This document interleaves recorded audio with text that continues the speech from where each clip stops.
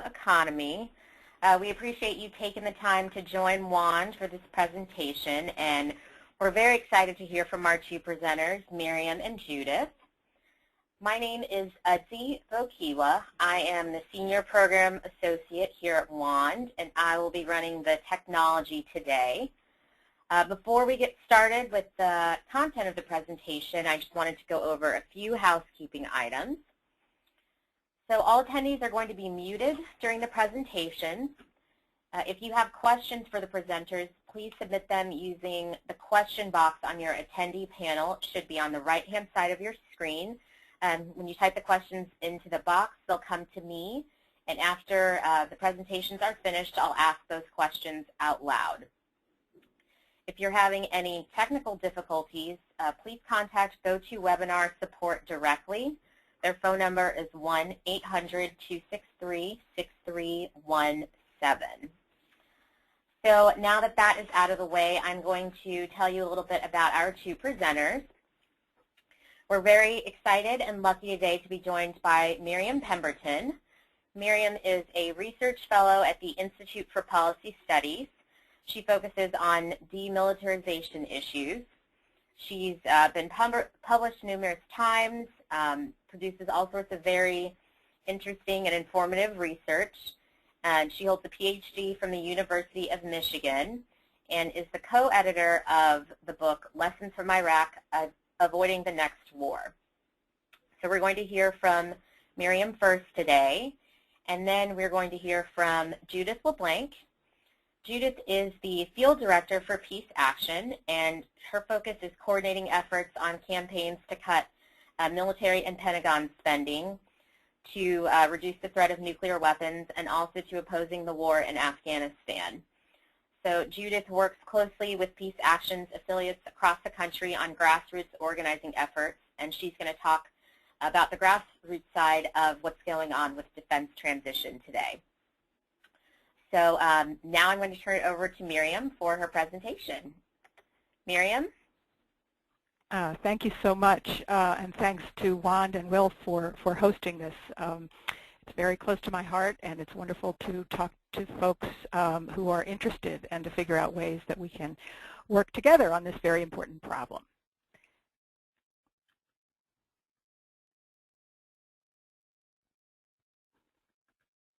There's me. And this is just another way to describe this economic transition. As we wind down two wars, finally, we ought to be able to invest our money and our time and our talent in building what our country actually needs.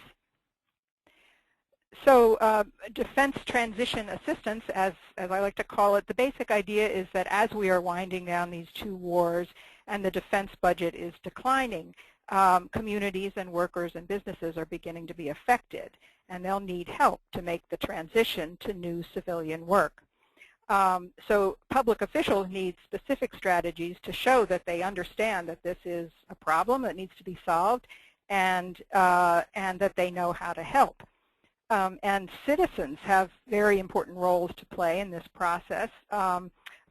Firstly, letting public officials know that there are these new tools that are available to help the defense-dependent communities make the transition. And citizens need to be involved in the process and to monitor it to make sure it fulfills its best purposes.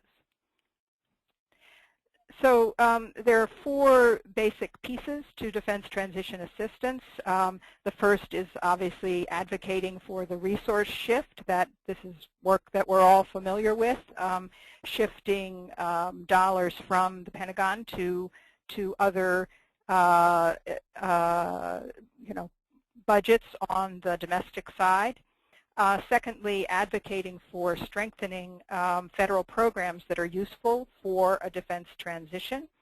And the last two are the ones I want to focus on here mostly. The first is state commissions that are being set up to develop diversification plans for defense-dependent state economies. And the other is planning grants to facilitate local transition planning. So the first tool, these state commissions. The state of Connecticut has taken the lead here. They passed a law back in May of last year.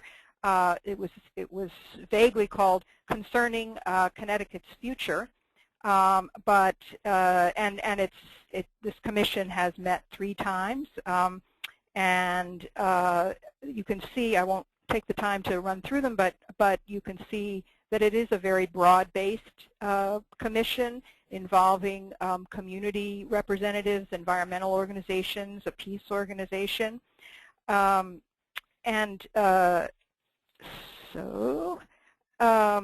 its mission is to develop a plan for Connecticut's economic renewal, including the restoration and growth of manufacturing, coordination of economic development policy with capital investment in both the public and private sectors, and diversification or conversion of defense-related industries, with an emphasis on encouraging environmentally sustainable and civilian product manufacturing.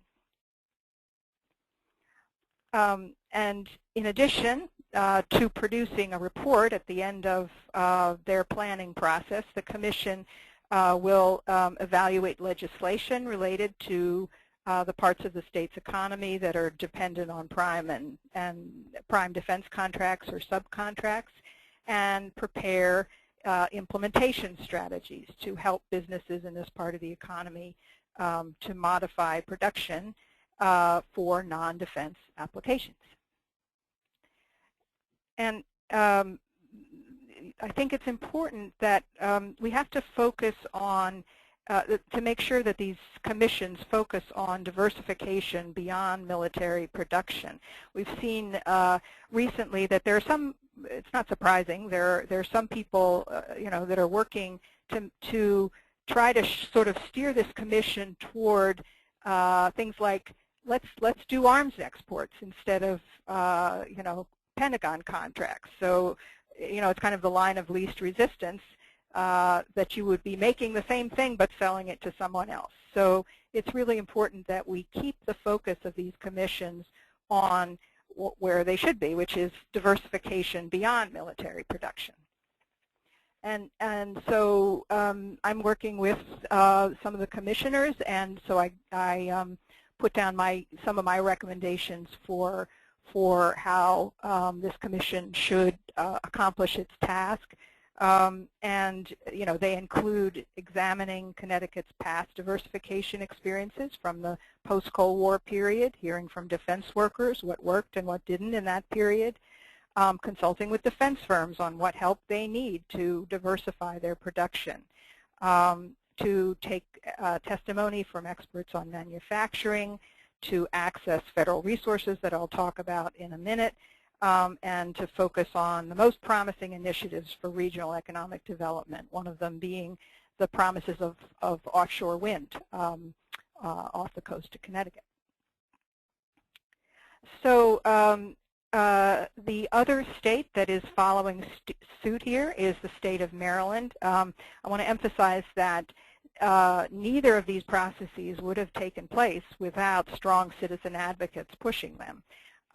So Maryland has developed legislation to create a similar commission.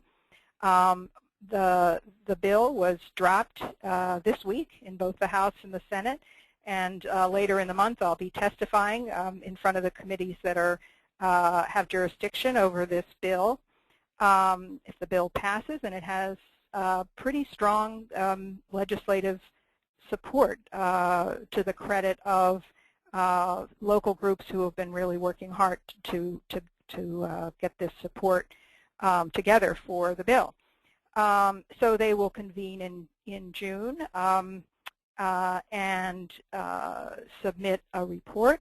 And again, it's really important that we make sure that this isn't just a report that is done and is set on the shelf, that it actually leads to implementation and leads to a reduction in the defense dependency of the state of Maryland.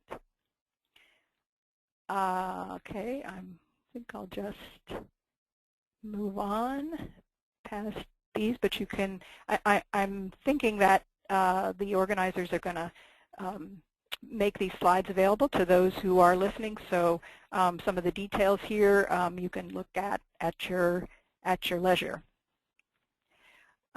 So I really think this is the beginning of a movement. There are several other states that are looking at establishing similar commissions. I think that Judith will be mentioning a few of them. You know, as we look at so much that is blocked at the federal level, I think states are really becoming the place where the action is. And so this is a strategy that we need to replicate in as many states as possible. And I hope some on this call will contact us and work with us so that we can do this. So the second tool I want to talk a bit about is federal planning grants that will facilitate local transition planning for defense-dependent communities. And the idea here is for legislators to respond to the charge, you know, that if you advocate for Pentagon cuts, you're abandoning communities and workers dependent on those contracts.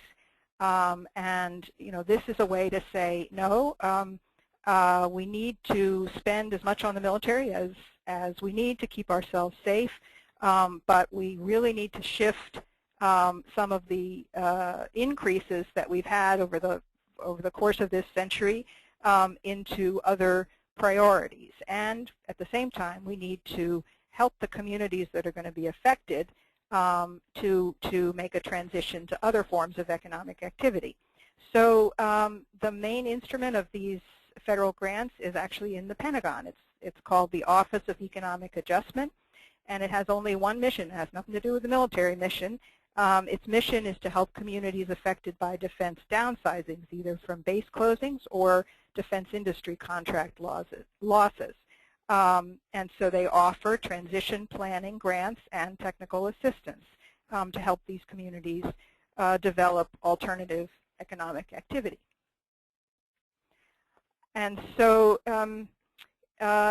if you are a community that has as much as as much as 2 to 3% of your overall workforce dependent on defense contracts, it's a pretty low threshold. You are eligible for one of these grants.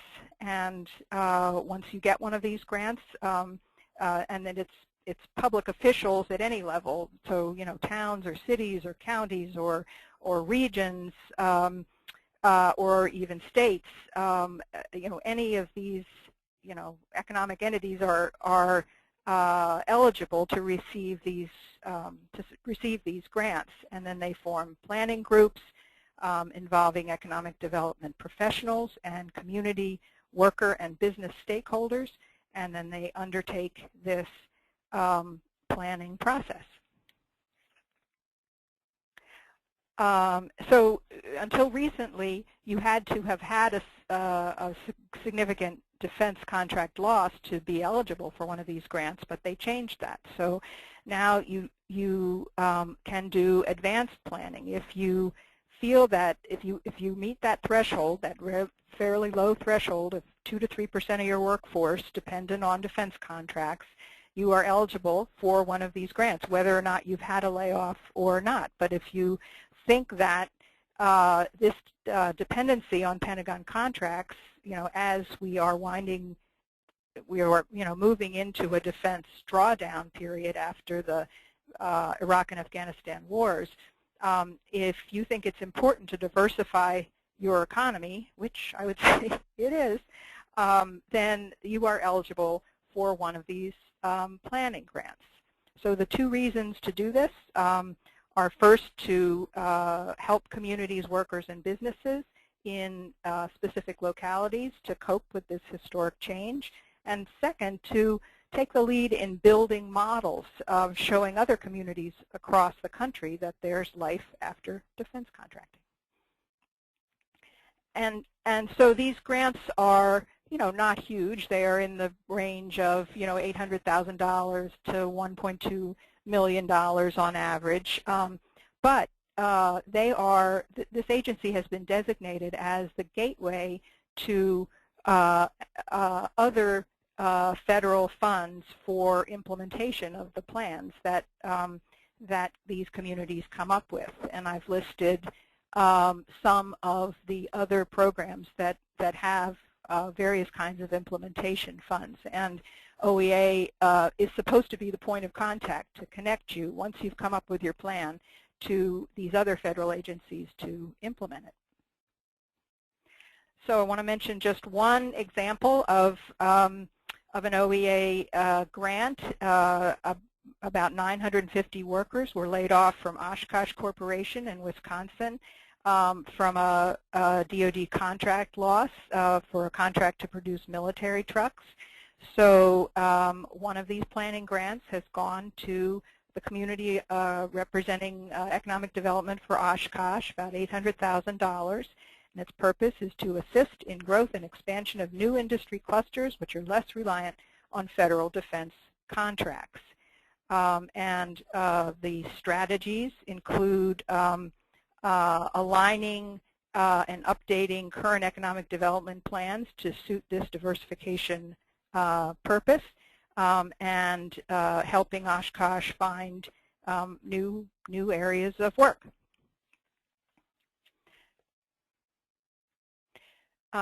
So I've been talking to the director of this program a lot, and here's my quote from him. Our problem is outreach. They have substantial funds, and their problem is finding the communities that want to do this and want the money. And so I think it's up to us to get this word out and get it to the places that need it, and then to work with them to make sure the process really helps in creating a less militarized economy.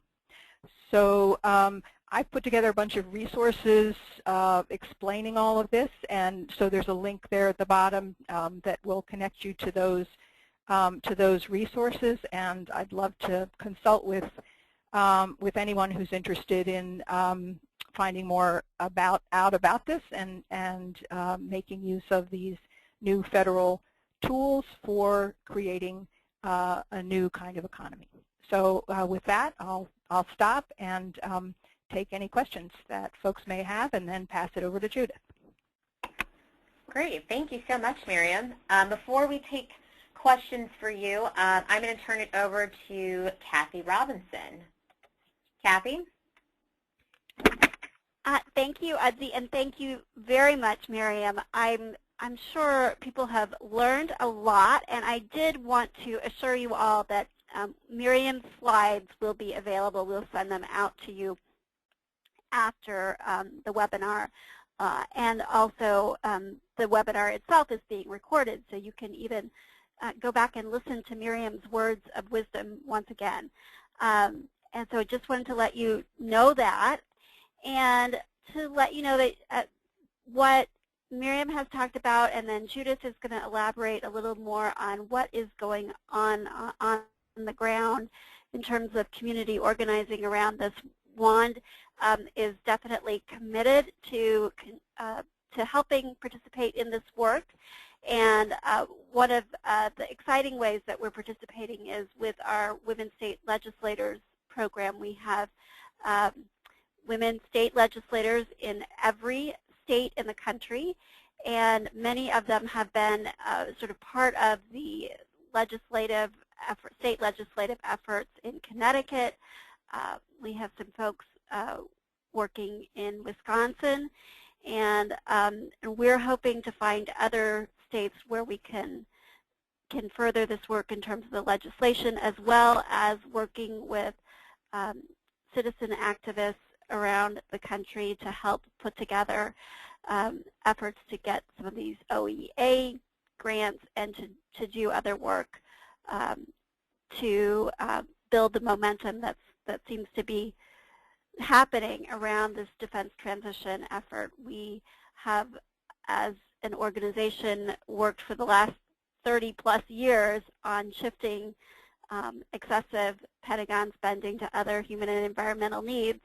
And one of the primary things that we've done work with with Miriam on this as well, is finding ways to generate jobs. And we know that in fact, as we begin to transition, that the federal investment in other areas such as education and environment, basically everything, you get a better return on investment for jobs outside of the military sector.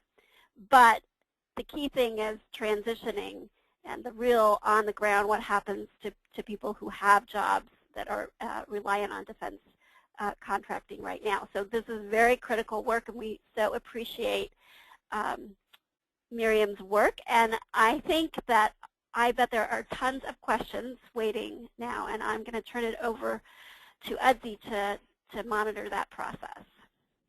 Thank you, Kathy. Yes, we do have several questions. Our first question is from Michael Kaufman. Michael asks, what should we do about the fight back and obstacles put in our way by the military-industrial complex and the Fortune 500 corporations? Yeah, so as I sort of mentioned, that really is happening in Connecticut. You know, it's clear that this commission is going to be, you know, that's a point of contention. I mean, and there are, you know, defense interests in that state that are pushing hard to sort of redirect this commission toward, you know, strengthening the defense economy in Connecticut and spreading it. And so, you know, that is going to be something of a battleground for all of us to get involved in making sure that commission and the other commissions that are set up are really, you know, fulfilling the mandate that is defined by the legislation, which is to develop plans to diversify the state's economy beyond the defense market. And so, yeah, these interests are powerful, and they have, you know, pushed us around, you know, for throughout the post-Cold War period, and they're still doing it. And you know, what we have is citizens on our side that are interested, that know that we need to spend as much as we need to spend on the military to keep ourselves secure, but that those interests that you mentioned are powerfully organized to spend more than that, and you know, we need that money for other things, and it's not going to be an easy fight, but we do have these new tools to work with, and so, you know, that's what this is about, to make sure that these tools are used, that public officials know about them, and that we work with them to push back against, you know, a military-industrial complex that is very powerful. Thank you, Miriam. Our next question is from Senator Pat Spearman in Nevada. Senator Spearman asks, how much will knowledge-based businesses and renewable energy systems influence the new economy? These are very important elements of a new economy. You know, back in the post-Cold War period, when I started working on all of this, we said, you know, we need a new national mission to take the place of the Cold War, and creating an environmentally sustainable economy is a perfect candidate. And I think, you know, given what's happened in our climate over the last 20 years, it's all the more clear that this mission is critically important. You know, as is the explosion of information technology also that you mentioned. They have transformed our world, and so you know, these are, I think you mentioned, two of the absolutely key pieces of a new economy, and they are also, you know, parenthetically, both areas where which are well suited to you know, defense businesses who are looking to work in other areas because they involve, many of them, big projects. That's what the defense contractors are used to doing, what they call systems integration, very complex pieces working together, and both of those fields that you mentioned are characterized by big projects, and so I think you've identified perhaps the two most important parts of the new economy. I'll just say one more thing, which is that you may have heard the President mention in his State of the Union address this national network of manufacturing innovation centers that he wants to set up, and he set up 2 of them already, and they are focusing on key technologies in the information field and in the environmental technology field, and other sort of new key components of American manufacturing competitiveness. And so I would encourage legislators to look at the administration's plans for expanding this network of manufacturing innovation centers, and they are, it's just a terrific model connecting academic institutions and the national labs and businesses, small businesses, large businesses,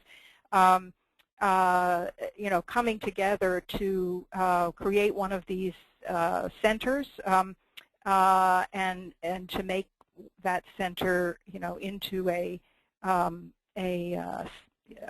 hub of manufacturing innovation and excellence. And so, this seems like a great opportunity for regions that are interested in shifting from an over-dependence on defense contracts into other forms of manufacturing. So I'd encourage legislators and citizens who are interested in this transition to focus on that as one possible avenue for creating this economic transition.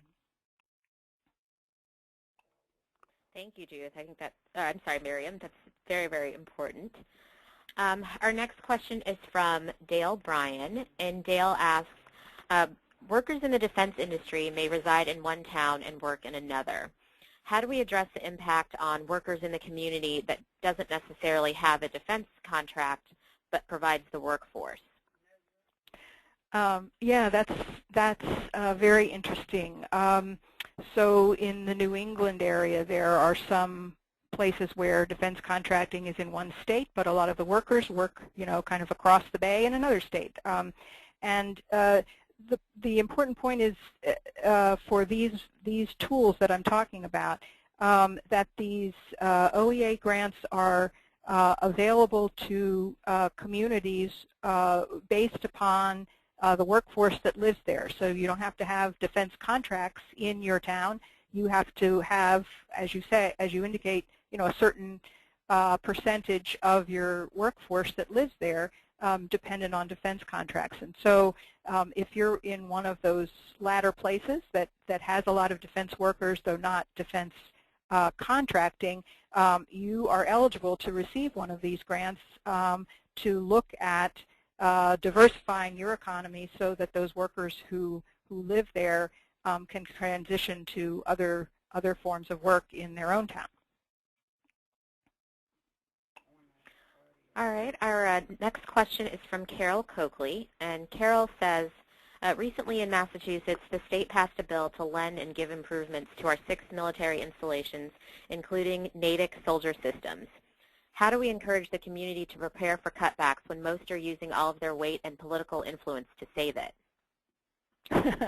That's a very good question, and it's it is a big challenge, as we've discussed already. And yes, it's a battleground where states are looking to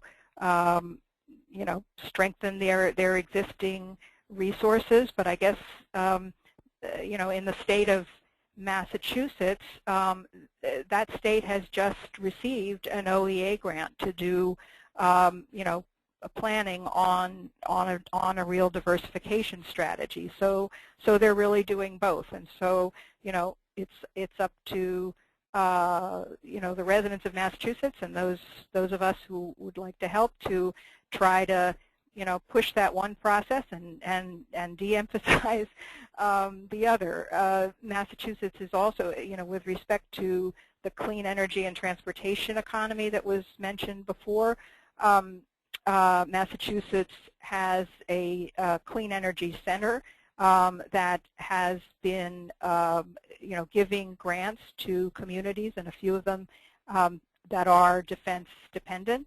And so that's another avenue where, it's important for citizens and legislators to work together to, to play on this battleground and argue that the state of Massachusetts it's one of the most defense-dependent states in the country, and in this defense drawdown, Massachusetts is but one of the places that really needs to think about a plan B and think about using those other tools to diversify. They're putting too many eggs in the military contracting basket, and they need to think more broadly. And as I mentioned, they are doing some of that, and so we need to encourage that and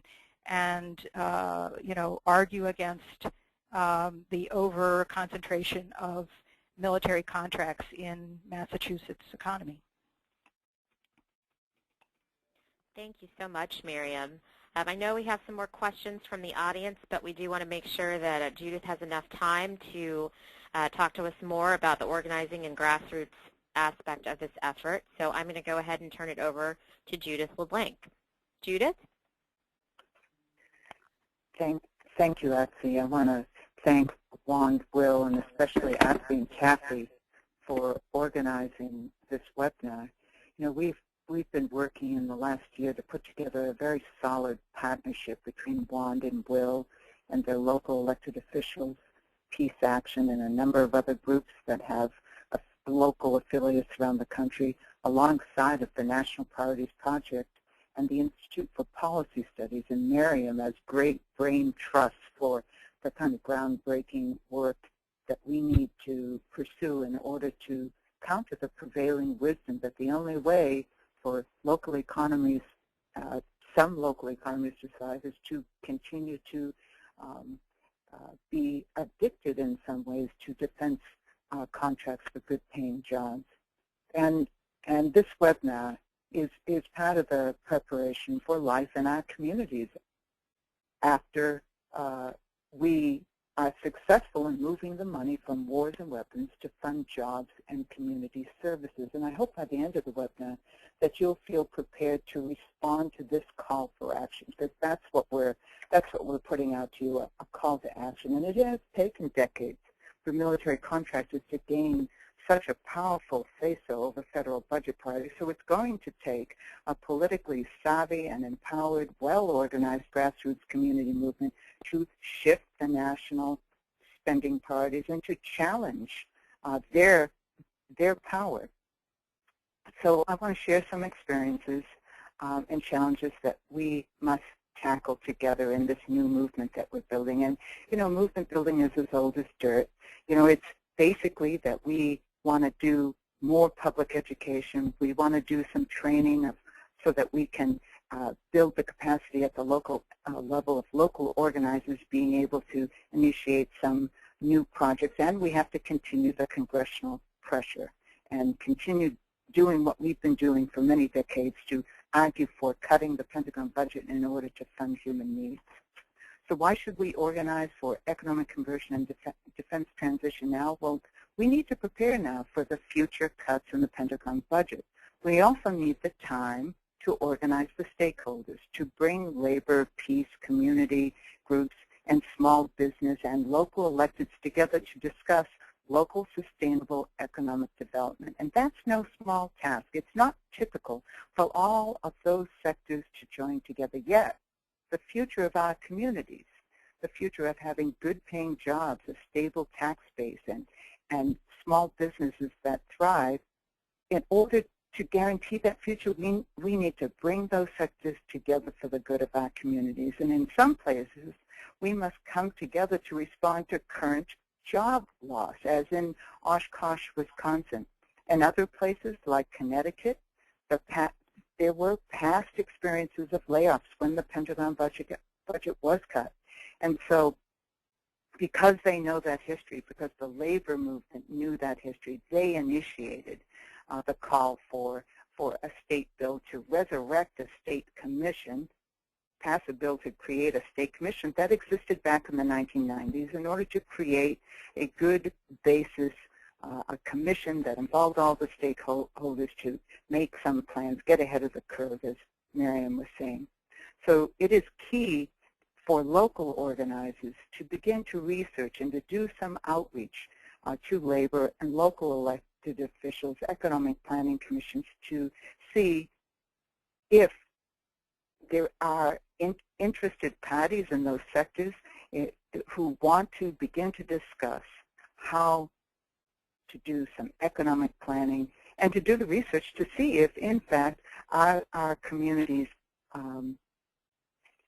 actually able to apply for the Office of Economic Adjustment loans, grants.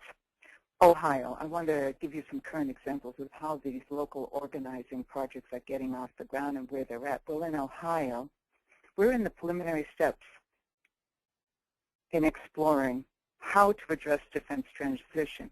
There are groups in Columbus, Cincinnati, and Cleveland who've begun to meet, and the state legislators who are connected to WAND will also know that there is defense industry all across the state. So research is underway on defense contracts. WAND and WIL leaders in the state legislatures they're concerned about the issue. So plans are being discussed for a Move the Money training, and this is a training on the federal budget, drilling down on the Pentagon budget, and doing some strategic planning about how we can do defense transition and to up the ante on changing national spending priorities. And it's a training that Peace Action and the National Priorities Project has created. We are in very preliminary stages in Ohio. It's very different than say, Connecticut. In Connecticut, as you've heard, there is a commission that's in motion, that's meeting, and they are beginning their discussion. So what are we doing there? Well, we are working together because we understand that it is not a foregone conclusion that the outcome of the commission will do the job that is needed, which is to not only protect good-paying manufacturing jobs, but to compel companies to diversify their production and to create some new kinds of production that's forward-looking, sustainable, green, sustainable manufacturing. Miriam and I and the National Priorities Project, we're working with the labor and peace organization representatives on that commission, helping them to develop materials, helping them think through, and helping them to mobilize public engagement in the commission's work. Because that's what democracy looks like. You all know it's no easy path. Democracy is not an easy path, but in the end, in order for the commission to do the work that's needed to prepare for that, the steps to take us down that long road towards a new economy, that we need public engagement. That's our goal.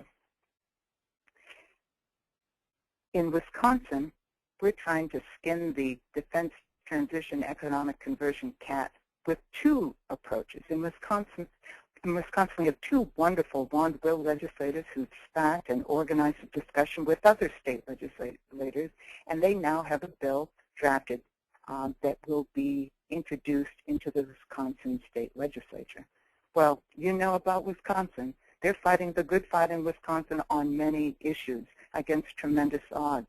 But these state legislators have the outlook to use the introduction of the bill for public education. And although they do not yet have the juice for the passage of this bill this year, they see it as a 2-year project, reintroducing the bill next year, and all the while we are going to support and help them by building a statewide infrastructure of support, initiating listening sessions in different regions of the state, getting input from constituents on a transpartisan basis, having hearings and listening sessions in Republican as well as Democratically represented legislative districts.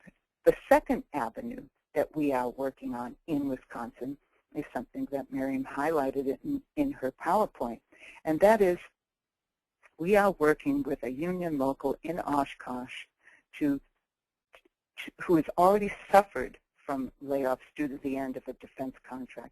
We are working with them in order to make sure that they are sitting at the table in the process of the planning that goes on as a result of an Office of Economic Adjustment grant. That grant was applied for and gotten by a Republican state legislator. And the grant is going to a regional planning council.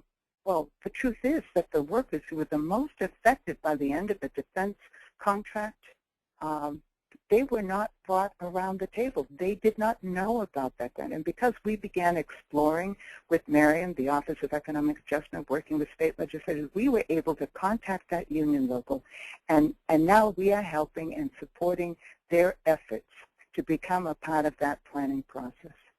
That is, yet again, another important element of bridging between sectors, labor, community, peace, local electeds, helping to form a bridge amongst all the stakeholders for the good of our community and guaranteeing community input into that process.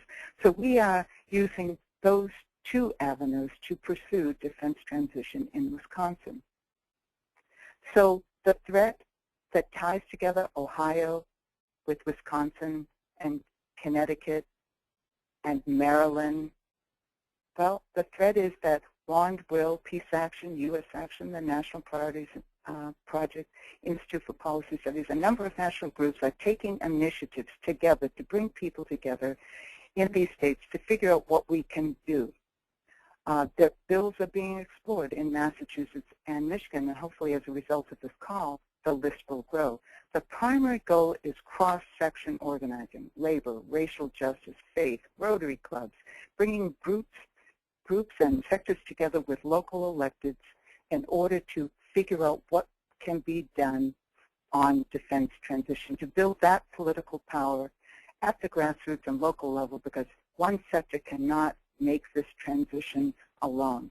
So basically, I will end on this note. Our experience so far is that there are 3 tracks for local organizing, and not necessarily all of those tracks are useful or possible in every location. The first track, state bills, organizing for the introduction of state bills that will create state commissions to do the kind of planning, bring the stakeholders together, and state bills is one tool in our toolbox. The second is, of course, as Miriam detailed, these Office of Economic Adjustment grants, which are gateway grants to help figure out where our communities can go, what help they can get to develop local sustainable economic development.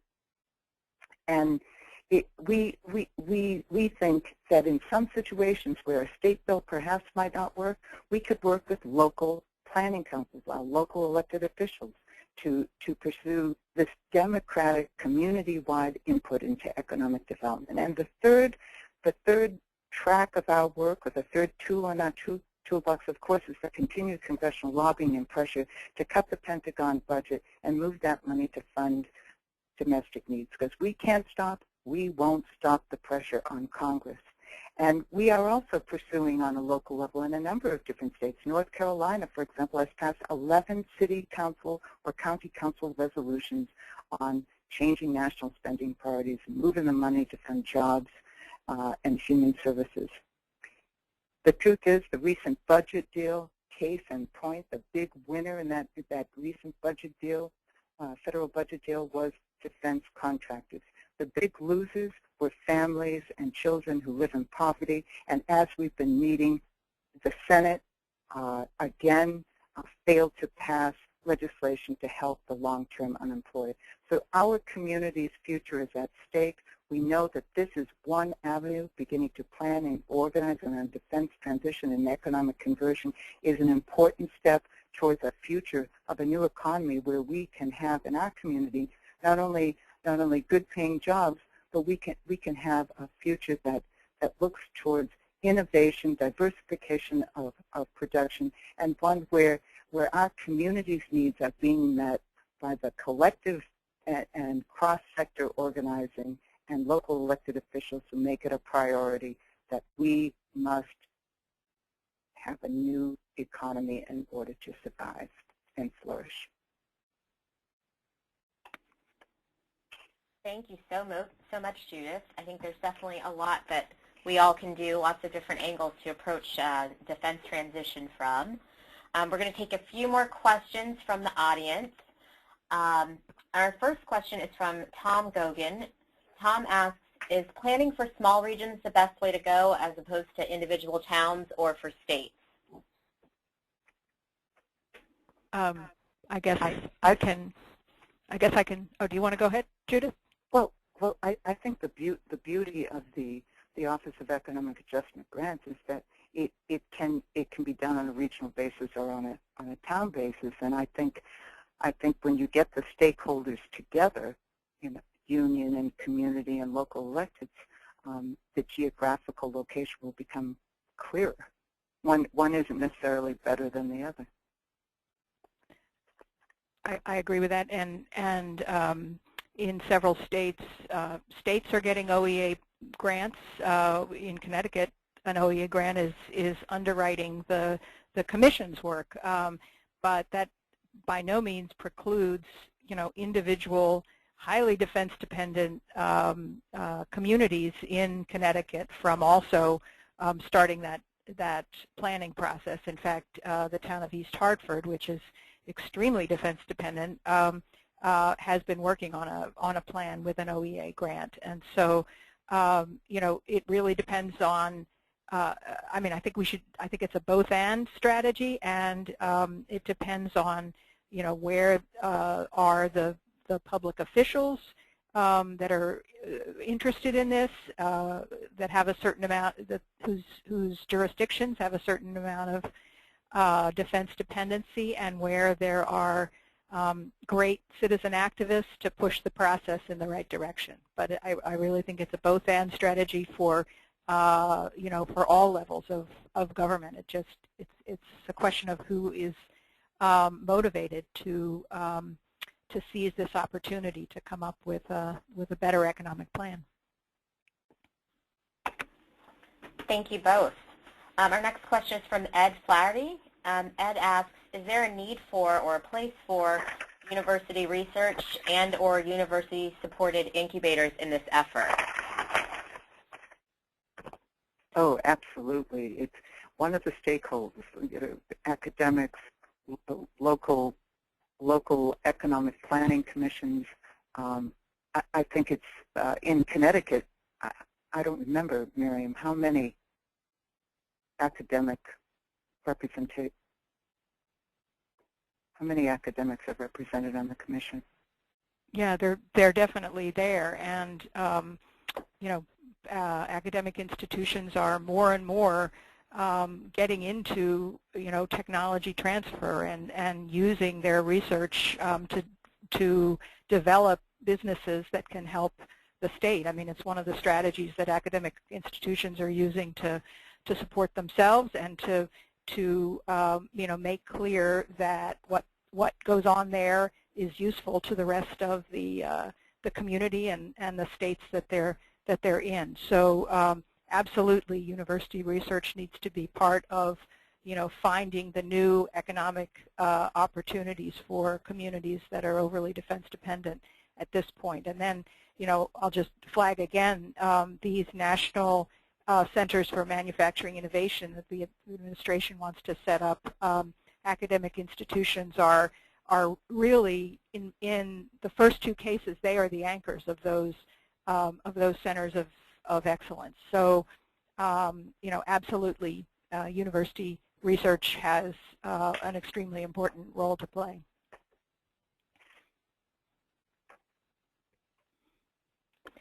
Thank you so much. Our next question is from Henry Lohendorf. Henry asks, what national environmental organizations, if any, are involved in the transition from military to the civilian economy? Are there civil rights organizations involved, and who is leading the effort?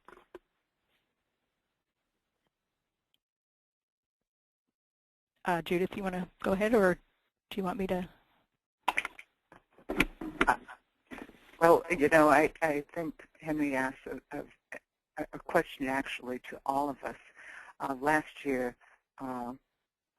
U.S. Action and the Coalition on Human Needs initiated a letter, first time ever, that over 118 national organizations, civil rights, labor, faith, community, peace, a letter where 118 of these groups signed calling for cutting the waste in the Pentagon budget. And that was the first time that the Sierra Club, 9 to 5, a number of groups took a stand on the Pentagon budget because of the hot and heavy debate over sequestration and the priorities that should be set for spending. So at this stage, on the organizing side, not the research side, but the organizing side, right now we don't have engagement with a national environmental group or civil rights organizations, although we are in conversation on a local level with a number of those groups. So it's a very, very locally driven organizing that's going on, but it is a question that all of us must grapple with, and many national organizations, they respond to local pressure. We are collaborating on a national level with Jobs with Justice Network, Coalition on Human Needs, U.S. Action, all of whom go far beyond the peace movement and have broad connections to labor and other racial justice organizations. Yeah, absolutely. And with respect to you know, the environmental movement, and particularly the major environmental organizations, you know, I agree that we have you know, work to do to make that connection. I think we have some promising precedents. One being the Blue-Green Alliance, which is, you know, has been working for years to you know, kind of bridge the divide between you know, labor and environmental organizations. They're an extremely important you know, example, and I think we need to add defense transition into that mix, and haven't really done the work to do that as much as we should. And the other thing I'll flag is an effort. It was a sort of a negotiation between NRDC, the National Resources Defense Council, and the Pentagon to negotiate an agreement for using the land around military facilities for sightings of solar and wind installations. And so that's an interesting example of an environmental organization figuring out sort of a dialogue with the military. And so there's another avenue that I think we can try to work to you know, make this very important alliance that you refer to, which is bringing major environmental organizations into this movement for defense transition. Well, I just wanted to say thank you so much to Judith and to Miriam. We really appreciate your time today and all the information you shared with us. It sounds like there's definitely a lot going on with defense transition, a lot we can do, and a lot of ways to participate in this effort. So thank you both. And thank you to everyone who joined us. We will be making the recording and the slides that Miriam shared available on our website, and also emailing them out to you. After you exit from the webinar, we'd appreciate any feedback you have about the presentation. If you could share that with us via the survey that will appear. And lastly, just wanted to give you all a heads up about our next webinar. We will be hosting journalist Robin Wright on February 19th at 2 p.m. She will be talking about what's going on in Iran, so please stay tuned to your email for information about that.